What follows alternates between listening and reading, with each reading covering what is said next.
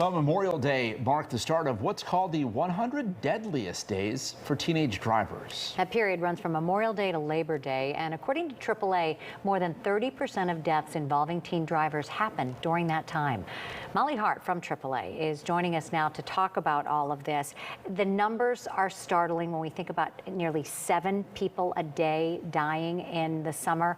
And as a mother of a child who just got her permit, just started driving, it impacts me. But really, it's everyone on the road. So how do we fix this?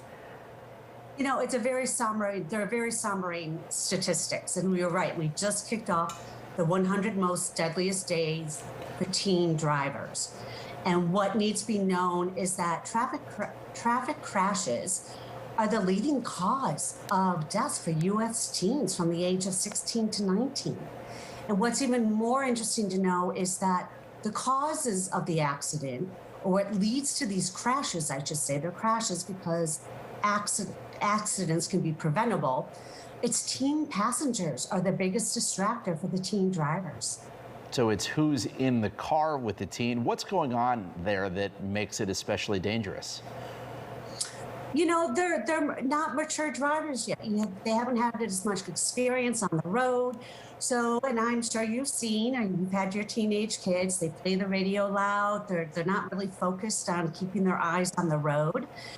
Cell phone distraction is the second cause of these type of crashes. And another cause is speeding, and that's a problem for both young adults and teen drivers as well as for adults. I think it's an interesting statistic that you have a time limit. 16 to 19 is when it's really bad. And I think that's a wake-up call to parents to, one, maybe drive more with their kids to help them get that experience. But what else can parents do?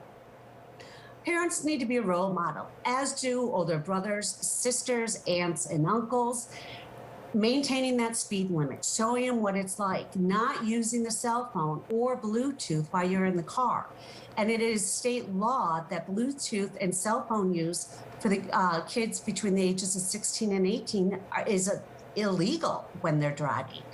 You know, and again, more experience, having adult in the car while they're driving, and maybe not as many friends in the car while they're driving as they're getting used to being on the road. Isn't that a law in Illinois that they reduce the number of teen drivers that they're allowed to be with? Yes, I believe that is the case. I don't have that information offhand. I think the first year you're only allowed to have one. Yes, it is in Illinois. Depending on your age, you're kind of limited with how many other people, young people, are in the car with you. We know so much about the dangers of cell phones. I wonder what role experience plays. Do kids who perhaps spend more time while they have a permit driving with parents?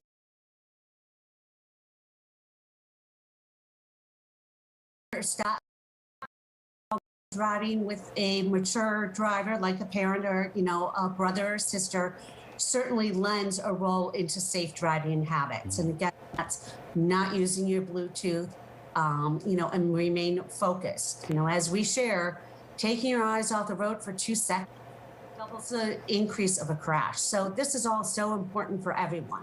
We should also talk about sleep, because when you talk about focus, that takes it away. And these teenagers are staying up all night long. And really, sleepy driving, I've done medical stories on it, is as bad as drunk driving. It can be sleepy driving. And, you know, we also need to take into consideration impaired driving. And parents need to talk about that to their teen drivers as well. But yes, there are many other things that can, you know, cause a crash, and that is being sleepy and drowsy. Again, not having maybe enough time behind the road with their adult, and other things that should be taken into consideration. Alrighty, Molly Hart from AAA, thank you so much for being with us. We appreciate it. Thank you.